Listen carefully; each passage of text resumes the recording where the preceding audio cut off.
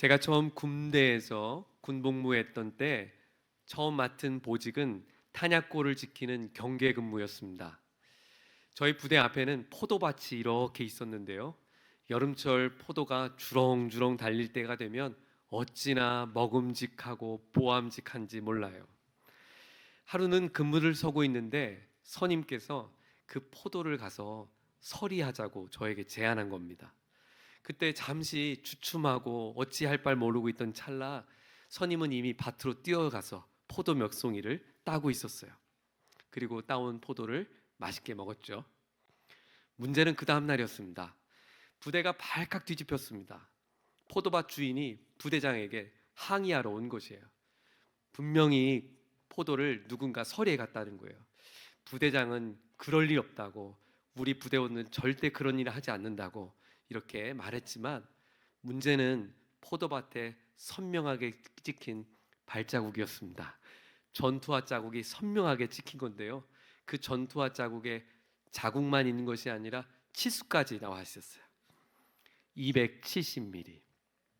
하나님께서 제 발을 255mm로 만들어 주신 것에 감사와 찬양을 올려드립니다. 1600년 전 북아프리카의 현대의 알제리라고 하는 위치한 작은 고대 도시에 16살 된 소년이 그와 같은 유사한 일을 저질렀습니다. 배밭에 들어가서 배 몇 개를 따온 것이에요. 배가 너무 먹고 싶어서 한 일이 아니었습니다. 장난치고 싶었어요. 그래서 사실 배를 몇 입 베어 먹지 않은 채 그저 돼지우리에 그 배를 던져주곤 했습니다. 훗날 이 16살 된 소년이 자라서 기독교 역사에 획을 긋는 위대한 교부가 됩니다. 그 사람이 바로 성 어거스틴이에요. 어거스틴은 고백록에서 지난날 자신의 16살 된 그 추억을 회상하며 다음과 같은 말을 합니다. 내가 사랑한 것은 훔친 배가 아니었습니다. 그때 저는 훔친 그 일을 사랑했습니다. 좋아했습니다. 오늘은 십계명 8번째 시간인데요. 8번째 계명을 함께 묵상하고 있습니다. 도둑질하지 말라. 이 문장은 클리어하죠. 명확합니다. 도둑질하지 말라. 우리는 십계명을 같이 묵상하면서 특별히 금지 명령하는 구절을 우리가 함께 볼 때 이 금지 명령하는 구절 속에 참 의미를 이해하기 위해서 이 구절을 반대로 뒤집어서 읽는 것을 한번 도전해 봤습니다. 가령 6번째 계명 살인하지 말라 이 구절을 뒤집어서 우린 이렇게 읽어봤죠. 그러므로 살려야 한다. 7번째 계명 간음하지 말라 이것을 뒤집어 봤습니다. 그러므로 우리는 사랑을 지켜야 한다. 오늘 8번째 계명 도둑질하지 말라 이 구절은 우리는 어떻게 이해할 수 있을까요? 오늘 이 구절 속에 우리는 어떤 은혜와 도전을 누릴 수 있을까요?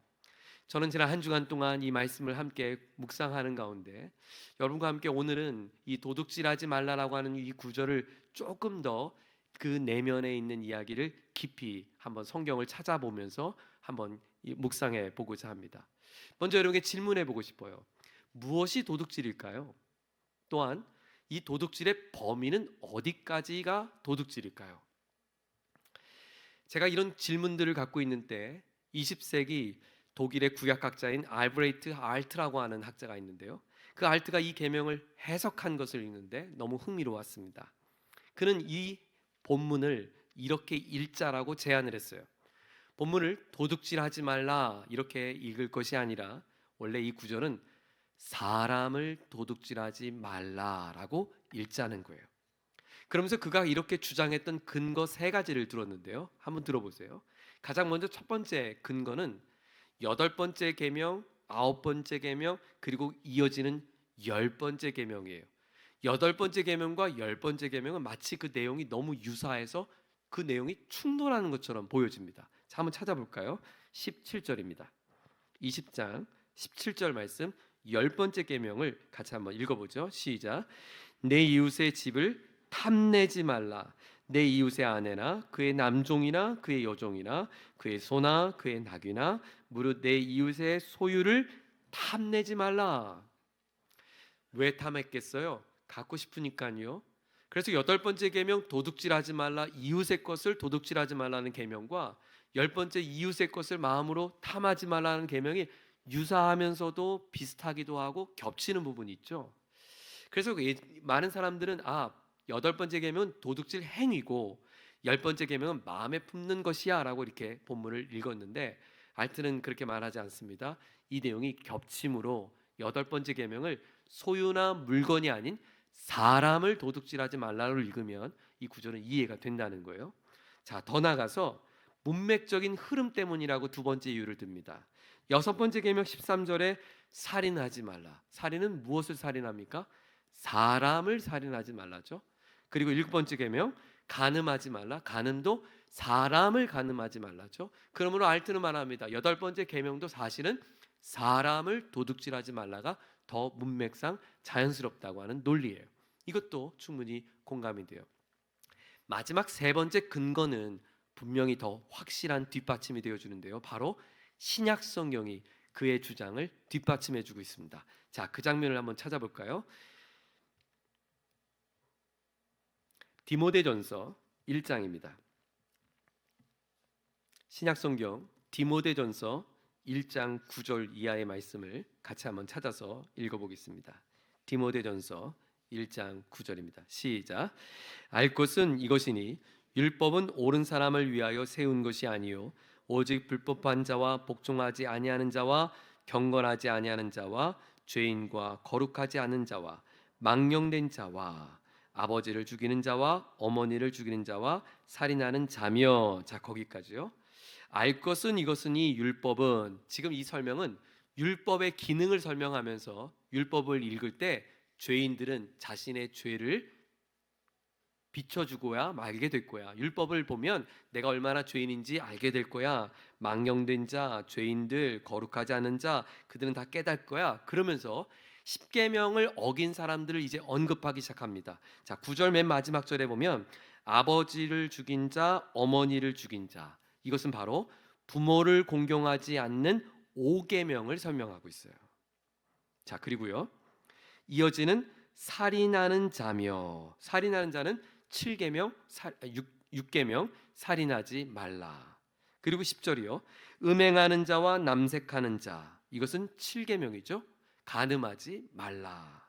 그리고요, 그 다음 여덟 번째 계명이 나오는 찰나에 어떤 내용이 나오는가 보세요. 인신매매를 하는 자. 고개 한번 밑줄 쳐보세요. 바로 이 8계명, 사람을 도둑질하여서 사람을 빼앗는 그 죄를 바로 사도 바울은 디모데를 통해서 오늘 우리에게 다시 한번 언급하고 있어요. 그리고 나서 거짓말하는 자, 거짓 맹세하는 자, 아홉 번째 계명으로 이어지는 것을 확인하게 됩니다. 이처럼 오늘 알트가 말했던 도둑질하지 말라를 어떤 소유나 물건을 도둑질하지 말라가 아니라 사람을 도둑질하지 말라라고 하는 구조로 읽다 보니까 오늘 본문은 좀 더 색다르게 우리에게 범위로 다가와요. 저는 이 해석이 우리의 오늘날 매우 중요한 통찰을 준다고 생각합니다. 이 같은 해석은 칼빈, 종교개혁을 했던 칼빈 이후에 네덜란드 개혁파를 대표하는 신학자인데요, 후치우스를 통해서 다시 한번 언급이 됐습니다.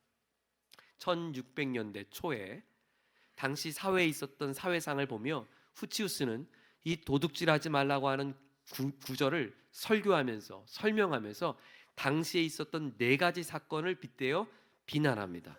그 네 가지 사람을 도둑질했던 당시 상황들은 이랬습니다. 가장 첫 번째는 로마 카톨릭 교회가 아이들을 사제로 만들기 위해서 부모에게서부터 아이들을 다 빼앗아다가 강제로 빼앗아다가 수도원에서 양육했어요. 여러분 이렇게 그 로마 카톨릭 이렇게 영화나 이렇게 보면 신부님 옆에 어린 아이들이 이렇게 수종드는 모습을 보죠.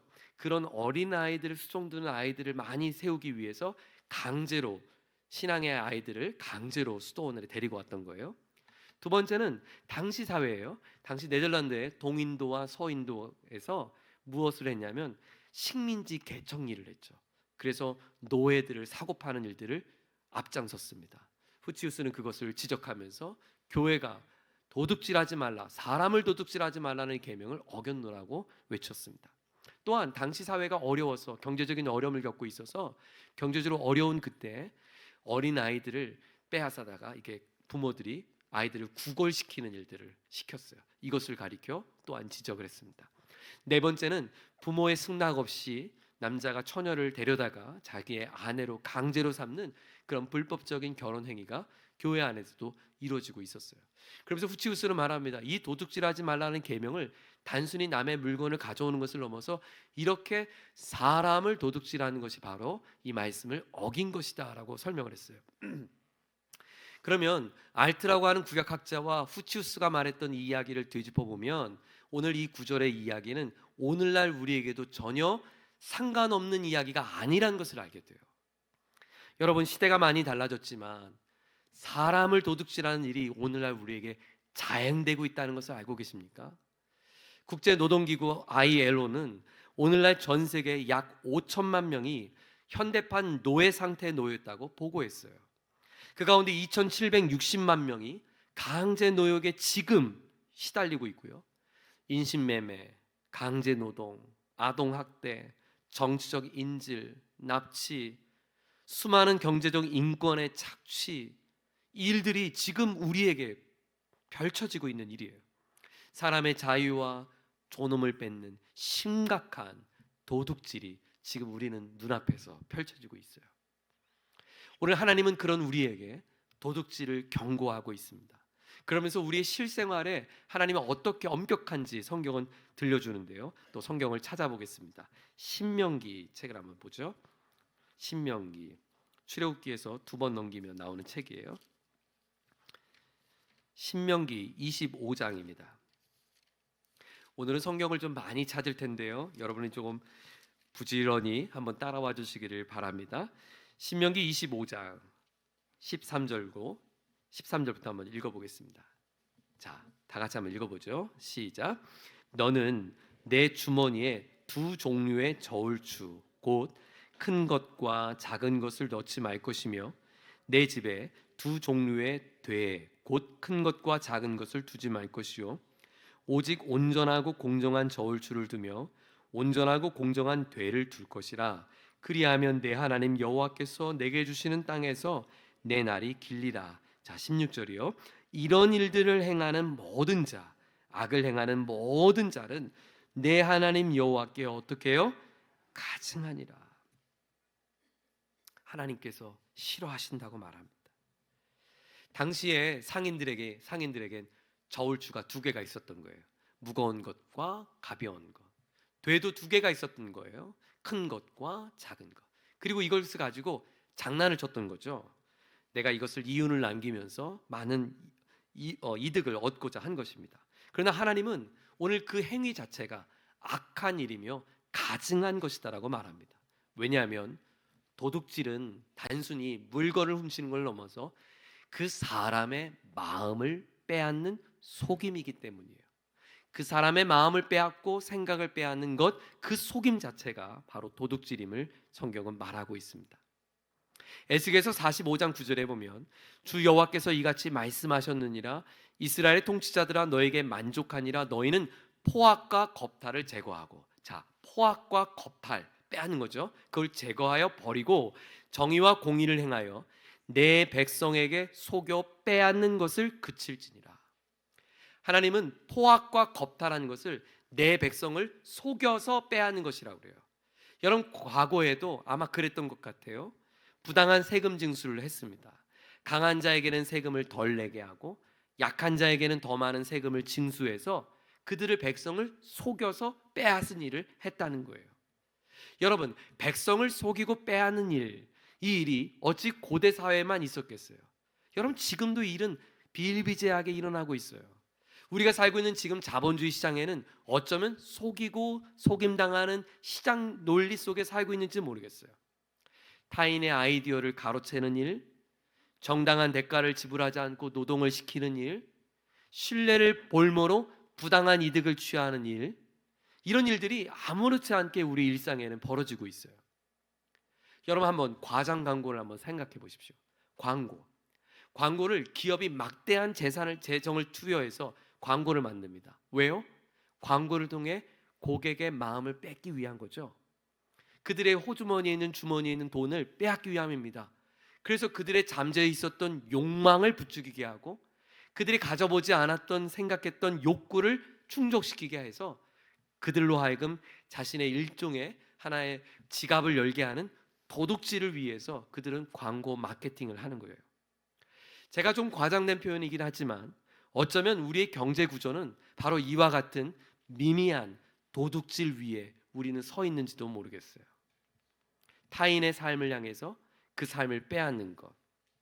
여러분, 이것이 도둑질의 범위라는 거예요. 단순히 물건만이 아닌 사람의 마음을 빼앗는 것도 도둑질이다. 그럼 이제 두 번째 질문을 해보겠습니다. 만약 이것이 도둑질이라면 어디까지가 내 것이고 어디까지가 타인의 것일까요? 여러분, 도둑질이라는 건 타인의 것을 가져오는 거잖아요. 타인의 마음을 빼앗는 거잖아요. 그러면 어디까지가 타인의 거고 어디까지가 내 거일까요? 이것은 굉장히 중요합니다. 도둑질하지 말라라고 하는 계명을 지키기 위해선 어디까지가 내 것이라고 하는 정의가 서 있지 않으면 우린 도둑질의 계명을 지킬 수가 없기 때문이죠.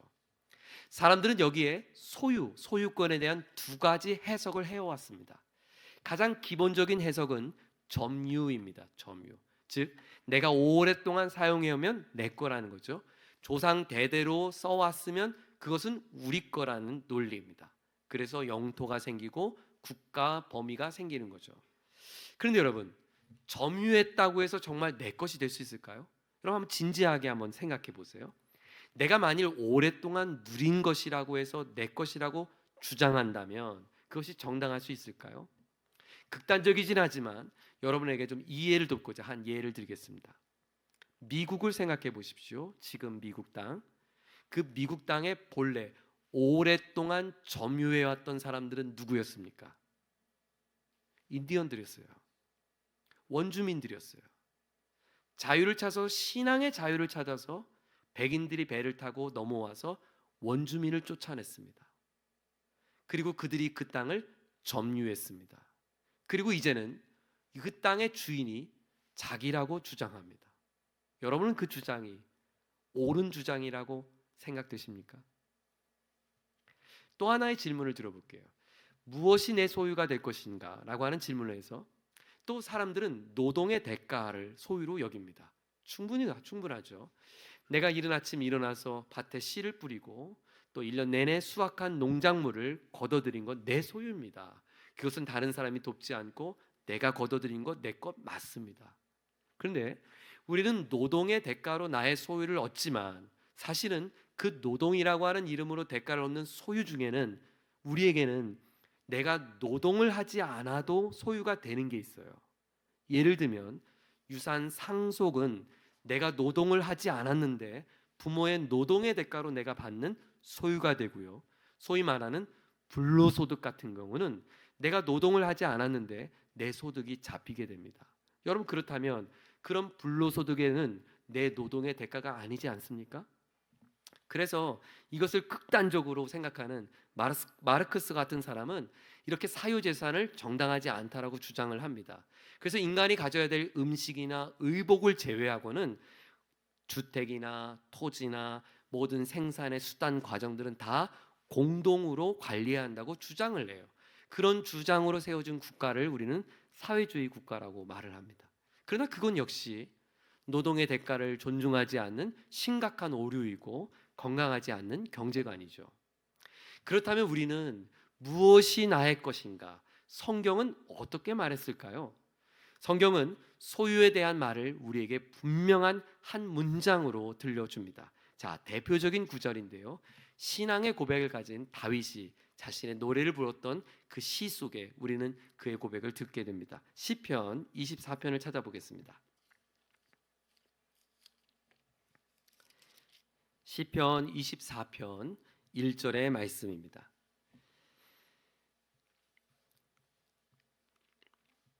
다 같이 한번 읽어보죠. 시작. 땅과 거기에 충만한 것과 세계와 그 가운데 사는 모든 자들은 다 여호와의 것이로다. 이 세상에 존재하는 모든 것은 이 땅 위에 있거나 하늘 위에 있거나 온 세계는 다 누구의 것이래요? 여호와 하나님의 것이로다.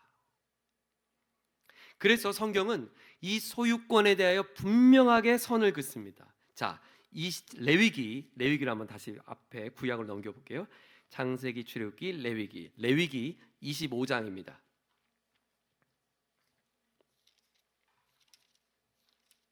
바쁘시죠? 성경을 왔다 갔다 찾으시니까. 그래도 이렇게 성경 안에 어떤 구절이 있는지 이해하는 데 도움이 되리라고 생각합니다. 레위기 25장 23절 말씀을 같이 한번 읽어보죠. 시작. 토지를 영구히 팔지 말 것은 토지는 다 내 것입니다. 이건 하나님의 말씀이고요. 하나님이 지금 하신 말이거든요. 내 것입니다. 그리고요, 우리는 누구래요? 너희는 거류민이요. 자, 거류민에 여러분 성경에 가로 2번 써 있죠. 히브리어로 읽으면 거류민이라고 읽은 것은 한글로 의역한 거고, 직역을 하면 소작인이라고 읽을 수 있다는 거예요. 청직이라는 거예요. 땅을 관리하는 사람. 거류민이요 동거하는 자로서 나와 함께 있느니라. 여러분, 여기에 아주 중요한 성경의 가르침이 있어요. 이 땅에 존재하는 모든 것은 다 여호와의 것인데, 설령 저와 여러분이 땅이 있어서 그것을 농사를 짓는 농부가 되었다 할지라도 그 땅은 여러분의 명의로 된 땅이어도 여러분 것이 아니라 하나님께서 내게 은혜로 주신 선물이고, 그 선물로 오늘 내가 이 땅에서 수고하고 노력해서 얻는 수확물로 살아갈 수 있도록 배려해 주신 하나님의 은혜를 입은 소작인이고, 하나님과 함께 살아가는 하나님의 동거인이라고 말씀합니다. 사랑하는 여러분, 그러므로 죄송하지만 여러분이 열심히 사셔서 모은 통장 잔고, 여러 명의의 집과 자동차, 우리의 삶의 모든 것, 심지어 내 인생, 내가 살아가는 시간들, 내 자녀들, 이 모든 것은 다 하나님이 주인이십니다. 우리는 하나님께서 맡겨주셔서 일할 수 있는 기회를 주셔서 일을 했고, 그 기회로 하나님이 허락하셔서 통장에 잔고가 있는 것이고, 하나님께서 은혜 베풀어 주셔서 우리에게 가정을 주셨고, 그 자녀를 섬기는 청지기로서 부모의 역할을 맡기셨고, 우리의 생애가 마침표가 되어지는 그날 우리의 참 주인이신 하나님 앞에 우리는 아무것도 갖지 못한 채 주님 앞에 서게 될 것입니다. 이 놀라운 신학이 구약 이스라엘 백성들의 삶에 묻어나온 놀라운 아름다운 제도가 있었는데, 그 제도가 희년 제도예요. 희년이라는 것은 숫자 50을 가리키는 말입니다. 50년째가 된 날 이스라엘에는 놀라운 일이 이루어집니다. 첫 번째, 빛이 탕감받았고, 두 번째, 모든 종은 자유를 얻었으며, 세 번째, 이런저런 사연으로 땅을 잃어버리고 팔고 했던 내 본래 하나님이 주셨던 땅을 그 주인에게로 돌려주는 일. 땅도 재물도 인생도 다 하나님의 것임을 그들은 신앙의 고백으로 남긴, 마치 달력에 새겨놓은 것이 바로 희년제도였던 거죠. 그래서 성경은 인간이 이렇게 무언가 소유를 자신의 것으로 여기며 살아가는 것을 심각한 죄로 여겼습니다. 여러분, 우리는 이 땅의 경제 생활을 하면서 무언가를 소유하고 얻는 것을 인생의 목적을 삼았잖아요. 그렇잖아요. 여러분이 일터를 나가는 게 정의 구현을 위해서 직장 생활하는 건 아니잖아요. 인류 평화를 위해서 회사 다니진 않지 않습니까? 온 인류의 사람을 이롭게 하기 위해서 여러분이 사업을 한 것은 아니에요. 궁극적인 것은 이윤을 창출하기 위한 것이고, 내 소유와 내 소산물을 남기기 위한 것인데, 성경은 놀랍게도 인간이 이 소유물을 집착하며 이것이 내 것이냐 살아가는 것을 매우 심각하게 우리에게 경고하고 있어요. 그 경고의 메시지를 특별히 선지서를 통해서 한번 읽어보겠습니다. 자, 첫 번째 책은 이사야서인데요. 이사야서 5장의 말씀을 찾아보겠습니다.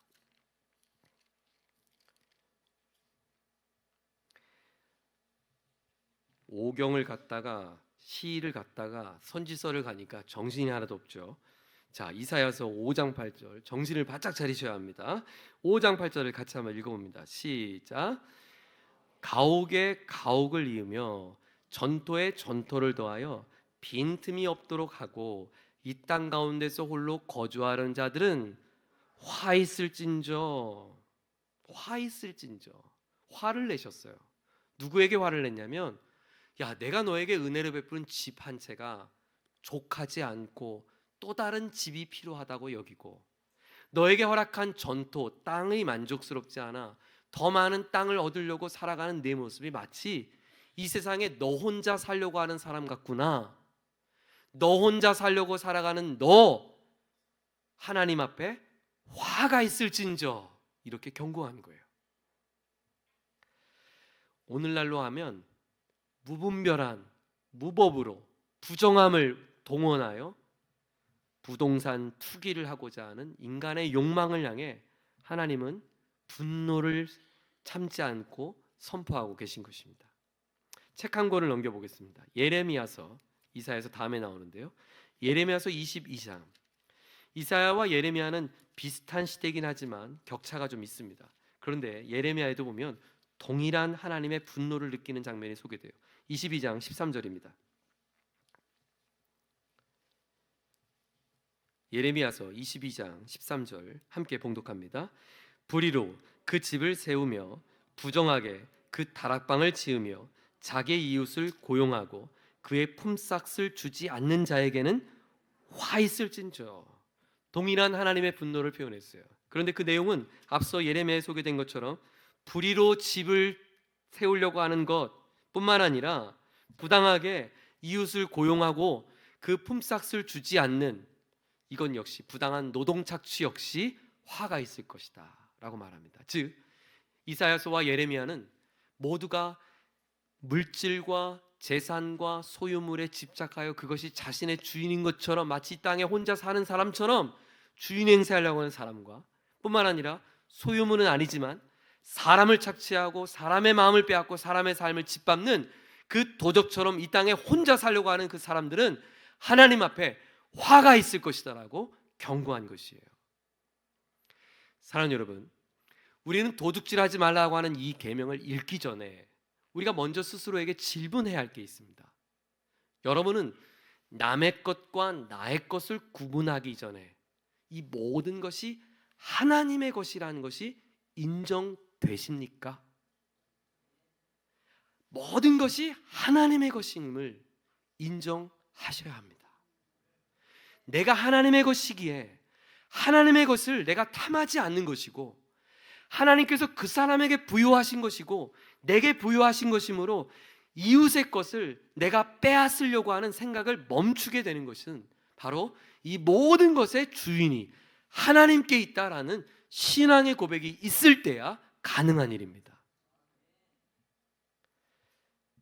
마지막 세 번째, 그렇다면 오늘 도둑질하지 말라를 우리가 한번 뒤집어서 읽자고 제안을 했는데요.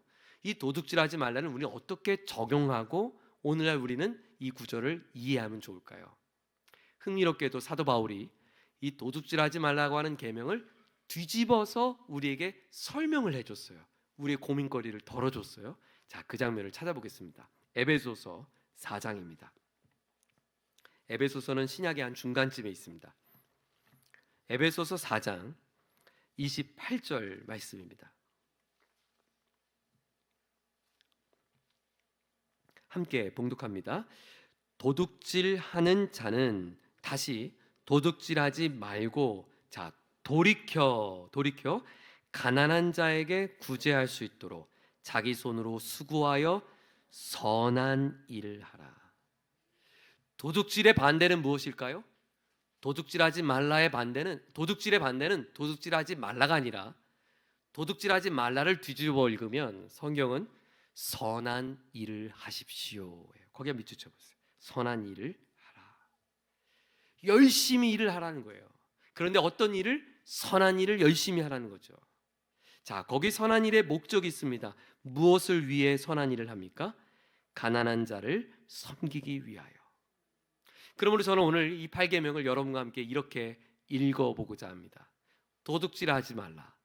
그러므로 빼앗는 자가 되지 말고 주는 자가 되라. 한번 저를 따라합니다. 빼앗는 자가 되지 말고 주는 자가 되라. 자, 옆에 분에게 빼앗는 자가 되지 마시고 주는 자가 되십시오. 네. 그래서 예수님이 이렇게 말씀합니다. 마태복음 7장 12절에 그러므로 무엇이니 남에게 대접을 받고자 하는 대로 너희도 남을 대접하라. 여러분, 대접받는다는 건 뭐냐면 네가 원하는 대로 너 그렇게 살기 원해? 그러면 그 사람에게 그렇게 해줘. 너 사람들에게 그렇게 따스함을 받기 원해? 그럼 그 사람을 따뜻하게 해줘. 네가 사람들에게 존경받기를 원해? 그러면 네가 그 사람을 존경해줘. 그리고 그 이어 이렇게 말씀을 매듭을 정리하십니다. 이것이 율법이요 선지자니라. 이것이 율법이요 곧 율법에 말한 십계명의 도둑질하지 말라의 계명의 뜻이요 선지자니라. 선지자 이사야와 예레미야가 예언한 바로 그 말씀의 의미니라 라고 말씀하는 것이에요. 주님은 우리가 받고자 하는 대로 섬기라고 말합니다. 저는 오늘 여러분과 함께 이 도둑질하지 말라는 말씀을 가지고 여러 가지 각도로 이 구절을 함께 묵상하면서 이렇게 적용해 보고자 합니다. 그냥 성경 말씀을 아멘으로 받아보려고 합니다. 자, 첫 번째, 여러분 선한 일을 위해 열심히 땀 흘려 일하십시오. 하나님은 우리가 일하는 것을 기뻐하십니다. 일은 죄의 결과가 아닙니다. 오해하지 마세요. 일이 괴로웠던 것은 죄를 진 인간의 느낀 감정이었지, 하나님은 인간에게 해주신 첫 번째는 땅을 경작하게 하고 지키게 하는 일을 맡기셨어요. 일은 하나님이 우리에게 주신 복입니다. 저는 여러분이 땀 흘려 선한 일을 하는 것을 기뻐하기를 축원합니다. 두 번째, 여러분 남의 것을 빼앗지 않으려면 자족하셔야 합니다. 자족하십시오. 여러분, 저는 이 자족에 대해서 하고 싶은 말이 참 많은데요, 오늘 시간상 짧게 한번 이야기하겠습니다. 우리는 부모 공경 이야기를 나누면서 제가 이런 이야기를 줬죠. 내 부모이니까 공경하라. 여러분, 여러분의 부모가 다 마음에 드셨습니까? 마음에 안 드셨으면 이제 새로 부모님 찾으러 다니셨습니까? 나 다른 부모님 구해야지, 그렇게 생각해 본 적 있으십니까? 한 번도 없죠? 여러분은 부모님을 나에게 보내신, 하나님이 내게 보내신 부모님으로 믿고 마음으로 자족하셨습니다. 만족하셨습니다. 그래서 그 부모님이 나의 부모님을 여러분은 동의하고 그 부모님의 자녀로 여러분은 사셨어요. 부모님뿐입니까? 여러분의 외모를 여러분 만족하십니까? 전 예전에 만족이 안 돼서, 저의 만족은 정우성 정도 돼야 만족인데 만족이 안 돼서 속상했던 적이 있는데, 물론 조금 마음에 안 들면 조금 손을 볼 수는 있어요. 뭐 조금 고칠 수는 있어요. 하지만 그렇다고 해서 제 인생 자체를 부정하진 않죠. 여러분 다 자족합니다. 여러분은 부모님도 만족하고 여러분의 인생이 부여받은, 하나님이 내게 부여하신 인생임을 자족하는데 왜 하나님이 여러분에게 허락하신 오늘의 형편은 자족하지 못하십니까?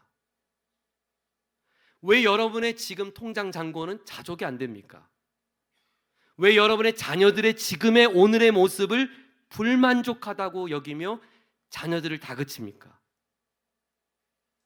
오늘 하나님께서 내게 허락하신 모든 인생은 하나님이 주인이셔서 그분이 내게 허용하신 것을 믿었으면서 왜 여러분이 믿지 못하는 영역은 물질과 소유적인 면에선 여러분이 만족이 안 되십니까?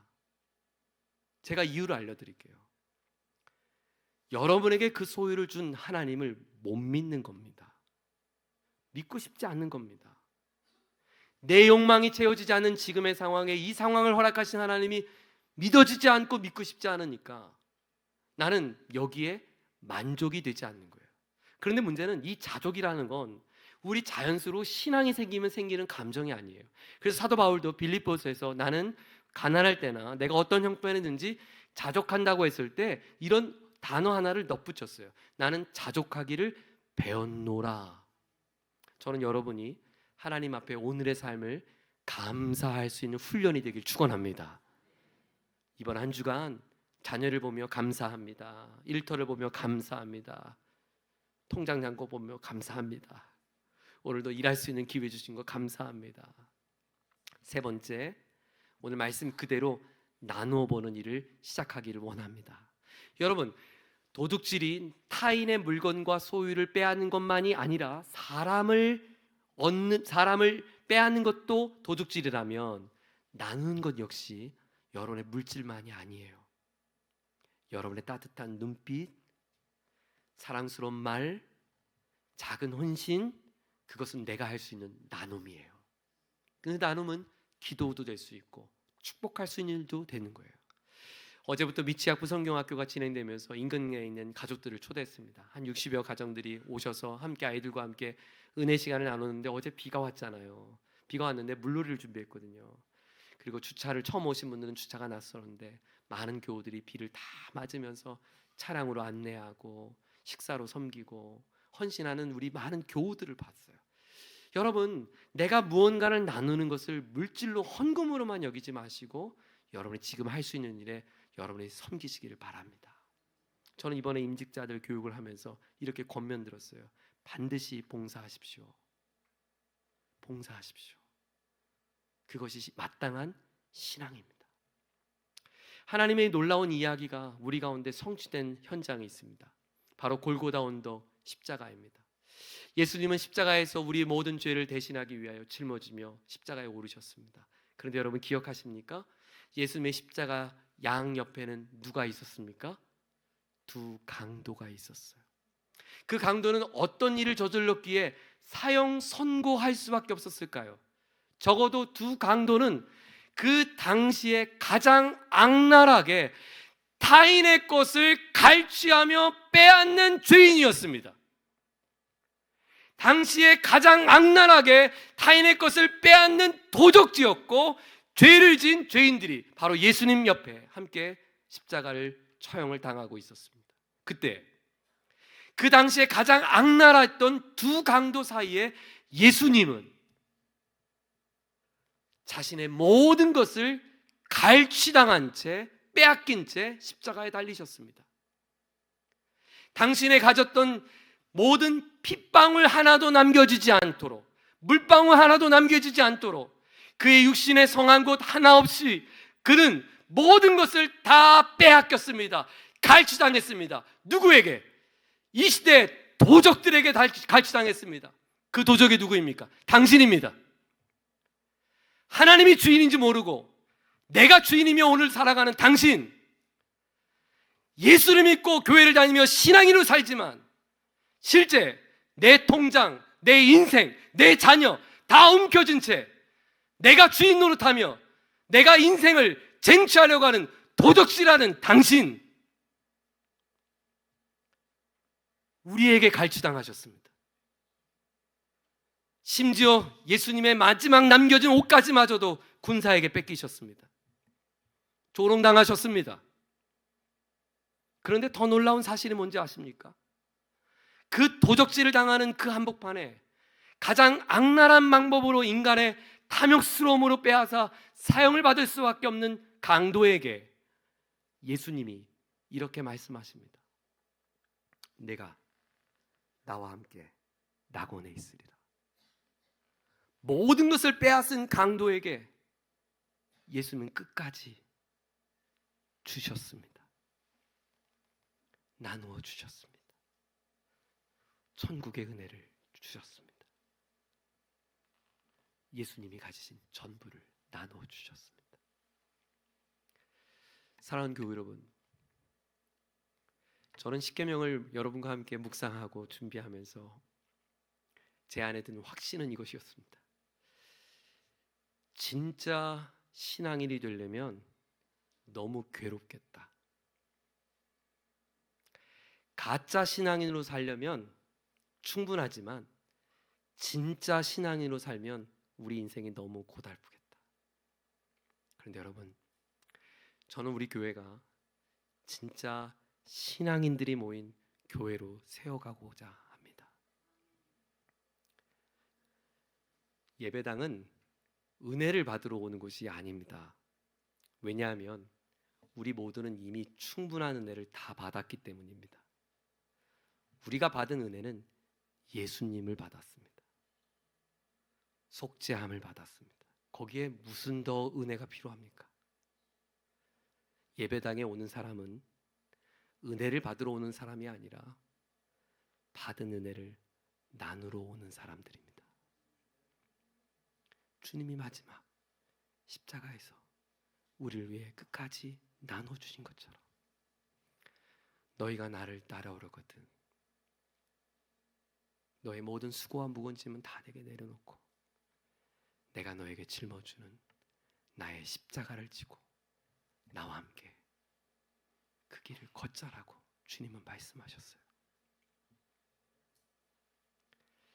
도둑질하지 말라. 이것은 담을 넘어 타인의 집에 무언가 귀중품을 훔치는 그 일만이 아닙니다. 우리의 시간의 주인, 삶의 주인을 잃어버리면 이미 도둑질하는 것이고 우리는 하나님 앞에 가증한 사람이 되는 것이죠.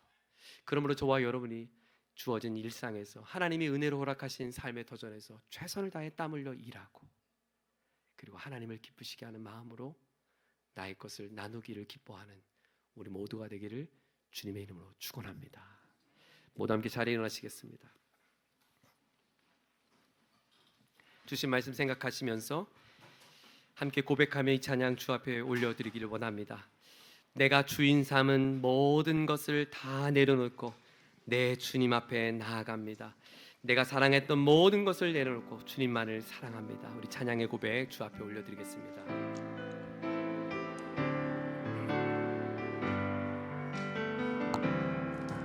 내가 주인 삼은 모든 것 내려놓고 내 주 되신 주 앞에 나가 내가 사랑했던 모든 것 내려놓고 주님만 사랑해.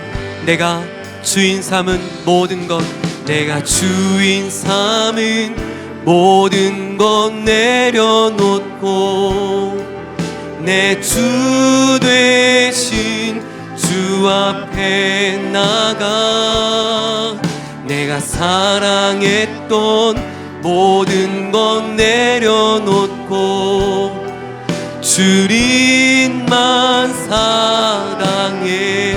주님 사랑합니다. 주 사랑